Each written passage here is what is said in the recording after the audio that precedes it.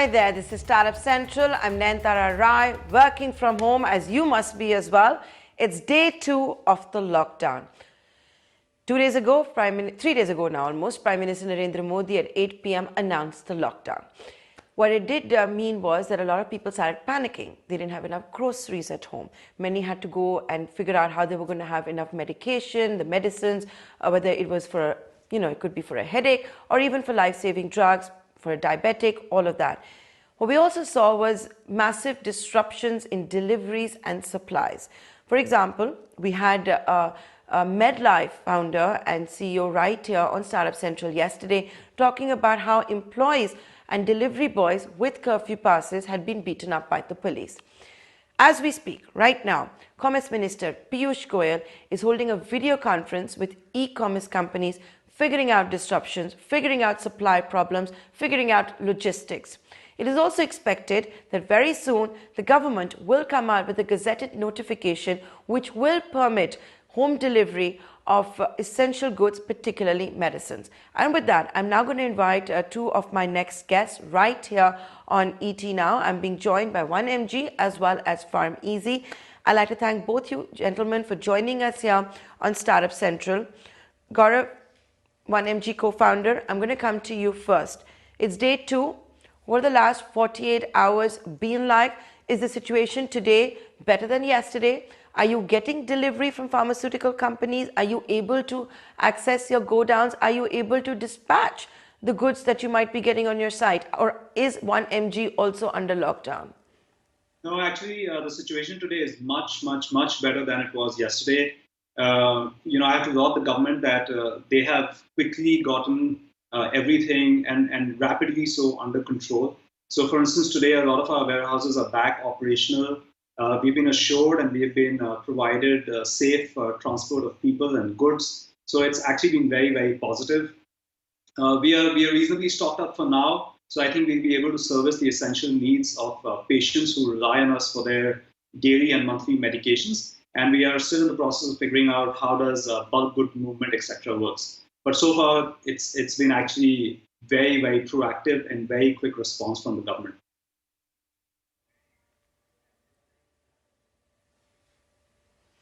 Okay, let me go across then to Dhaval and ask him the same question. What's it been like for PharmEasy the last 48 hours? Is today better than yesterday? Are you able to access your go-downs? Are you getting supplies? Are your delivery personnel able to go out and carry out the orders? So I would say can't complain. I think yesterday was quite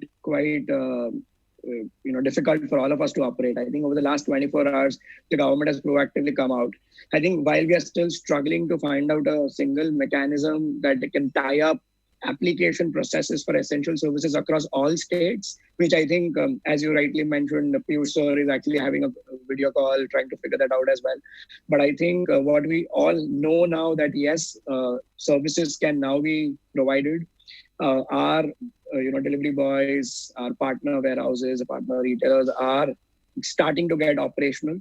I think the fundamental challenge even now is now getting people to come here, especially after the experience yesterday, in terms of just getting people to trust that there will be no disruption or no cops beating them around. I think that's the point that we need to solve for now. Otherwise, we are pretty sorted. My next question for both of you.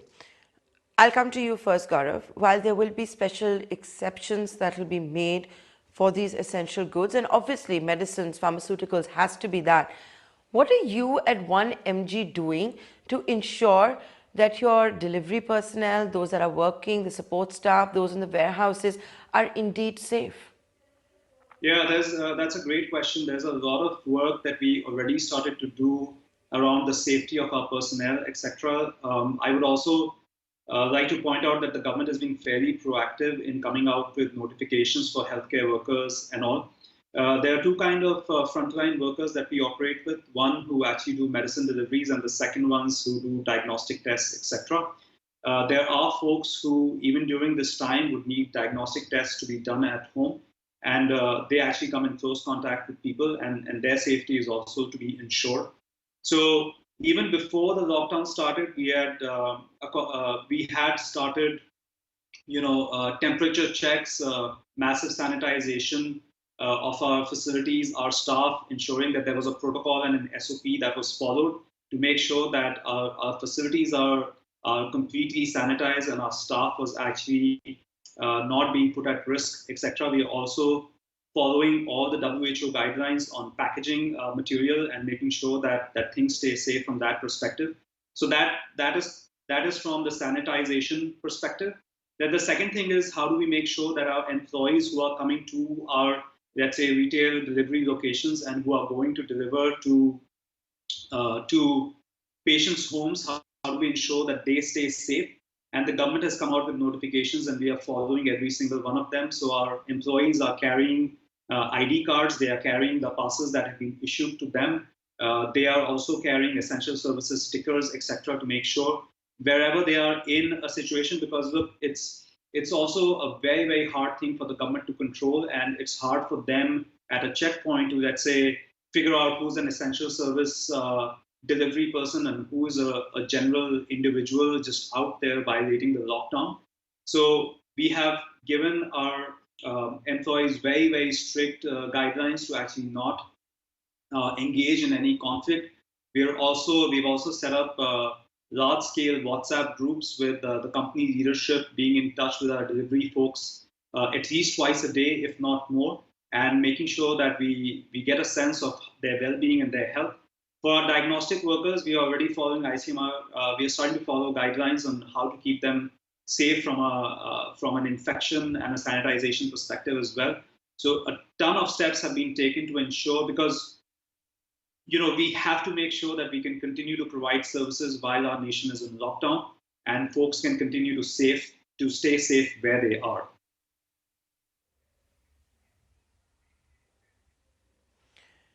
Okay, and so that's what 1MG is doing. PharmEasy, Dhaval Shah, let me come to you now. What is it that you're doing to make sure that A, your employees are safe when they are transiting from the warehouse to wherever it is that they have to deliver the medicines? And how are you on top of the health situation to make sure that your employees, your delivery guys, are indeed safe? So I think, so I would like to split this into two parts, right? I think how do we ensure that the people working for us and serving the nation at large are safe, and also ensure that none of our actions actually lead to contamination or spread of this across the country, right? So I think the first part, I think we are following very strict quarantine procedures. I think even at our partner warehouses where we work out of, I think there are complete demarcation of people who will be inside and people who will be outside with zero contact between them. I think people are working across in shifts. We ensure that there is no spillover between shifts. So even if, say, somebody has to get tested, only that shift people are, say, exposed to that person. But in general, I think just temperature checks, masks being provided not only to the people working, but also to their family at large. We provided them with insurance policies. Once again, thank you to all the startups who also came up with coronavirus insurance policies for frontline, workers. Also, just hand sanitizers, just basic hygiene management, which is the need of the hour. I think is being dealt with extremely well. And we are also setting up a trust internally for people who might in our team, wherein everybody will be contributing, and we will ensure that it goes out to beneficiaries in the future, if at all instance arises wherein, say, somebody does get infected. For I think our consumers, I think these guys are also managing touchless delivery.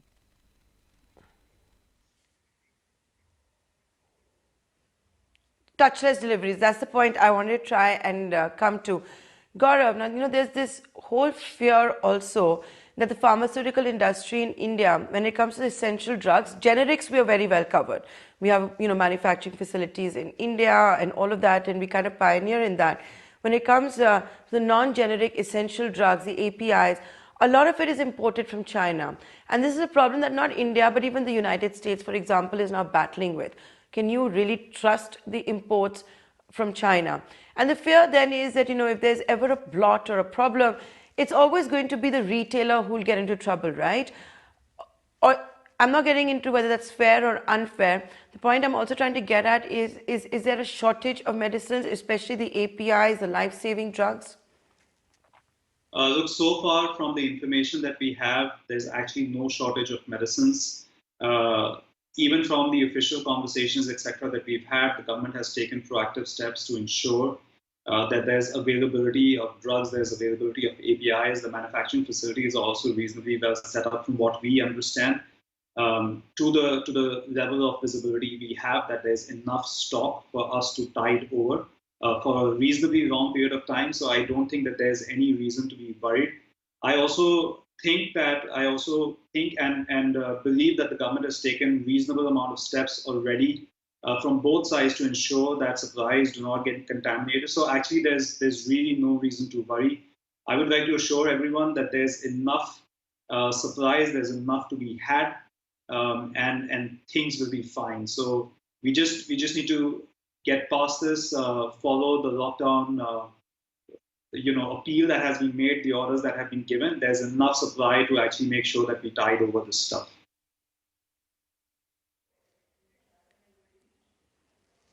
Dhaval, do you have a similar observation to make? Till yesterday, for example, we were hearing that paracetamol was abundantly available.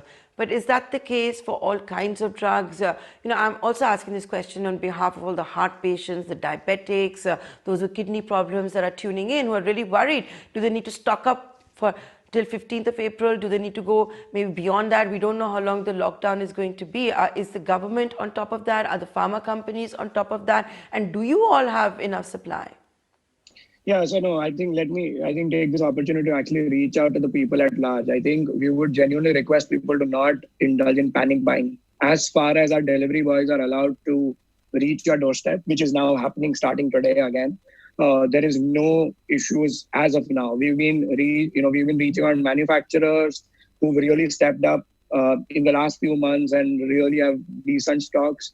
We've actually reached out to warehousing, owners for additional space wherein we can ramp up our inventory. I think things are in place. We are extremely confident that we will continue with the fill rates and the requirements of our consumers. Say even if the lockdown is extended beyond 20 days. It was just about, so I think there was some panic that set in over the last few days because of just the lockdown and people not being able to reach, our delivery boys not being able to reach consumers' doorsteps. I think that was a different problem altogether, but inventory and supply chain is still intact. We are in good shape, nothing to panic. We will continue delivering.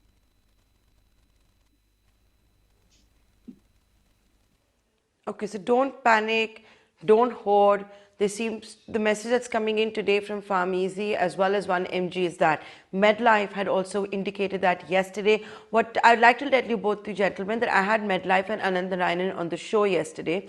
He, of course, had the problem also of his delivery people being beaten up by the police. He raised the red flag, saying that if certain decisions are not taken in 2 days, we will be in the critical area. We need state governments to cooperate. They need to let trucking take place. They need to let movement of goods take place. Gaurav, once again, you have said the situation is much, much better. Is it fixed or is it better? What needs to be fixed? Yeah, look, again, I think yesterday was different because the lockdown had just come out. I think the state governments were all trying to grapple with it individually. Since last night actually, and yesterday morning onwards, a tremendous amount of work has been done. Not only states and cities, but also the central governments have actually been very, very proactive, very diligent about getting these essential services out. If I can just give a couple of examples, there were notifications from cities, there were notifications from states, which were saying that the lockdown is for locking down movement of private individuals and not essential stuff. Of course, in a large country like India with so many people, some of these things take some time to propagate down, but these have already propagated really well. I think the next thing for us to figure out, as we can already understand that it's a fairly tough, complicated problem to solve, is we need to figure out how to ensure movement of bulk goods, because at some point we need to start figuring out how inventory moves into our warehouses. We need to continue to ensure that people can feel safe and move here. I think some amount of confidence building measures on that front so that folks can continue to come and work to actually deliver essential services will actually be very, very useful. So that's what I would request next, is that needs to get done. How do we do confidence building for folks at the front lines doing deliveries, etc., to continue to do the great work that they're doing in the service of the nation?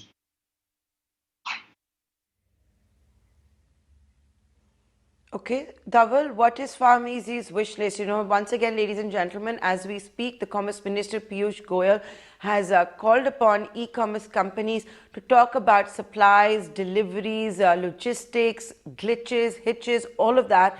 I'm guessing the primary focus, of course, will be on essential goods.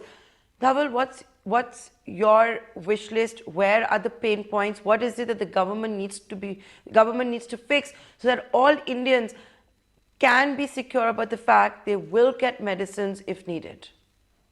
So, no, I think, considering the length and breadth of the country, I think it was absolutely essential on day one to really be strict about it. I think which is what the government did. I think the government has been very proactive now to come out, and I think individually every state, every police department actually individually tweeted, written to us, given us passes that can be given to our delivery boys. I think the faith of these frontline healthcare workers needs to be restored. So even if a statement comes out from, say, the Home Ministry that people will not be beaten up if they are trying to deliver healthcare solutions or essential services to the people at large, would be very, very helpful. That would be one. Two, I think while medicines and categories like us are like very much at the forefront and very easy to identify, there are others as well, like milk, just dairy products, or maybe supplies that, say, the manufacturers need in order to keep manufacturing these medicines.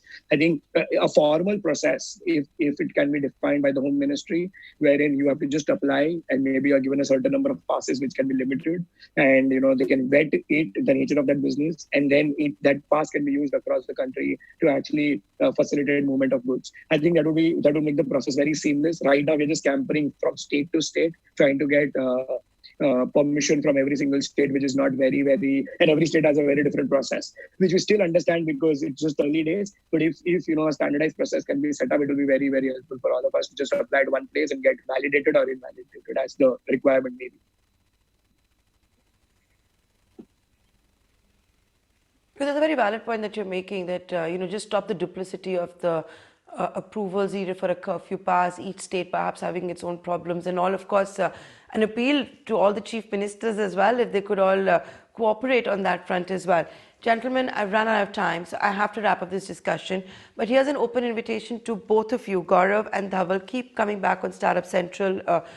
We have the same mission to reach out to as many Indians as we can on the situation that's unfolding. Every day is going to be very, very different. And let's just hope it's going to get easier for Indians to be able to buy medicines during the lockdown. With that, we're completely out of time. Many thanks for watching Startup Central. We're going to take a short commercial break. But ladies and gentlemen, don't press the button if you're watching us on the television. Don't press the button if you are watching us on a laptop or a smartphone or whatever it is. We'll be back with the opening bell of Wall Street on the other side of this break.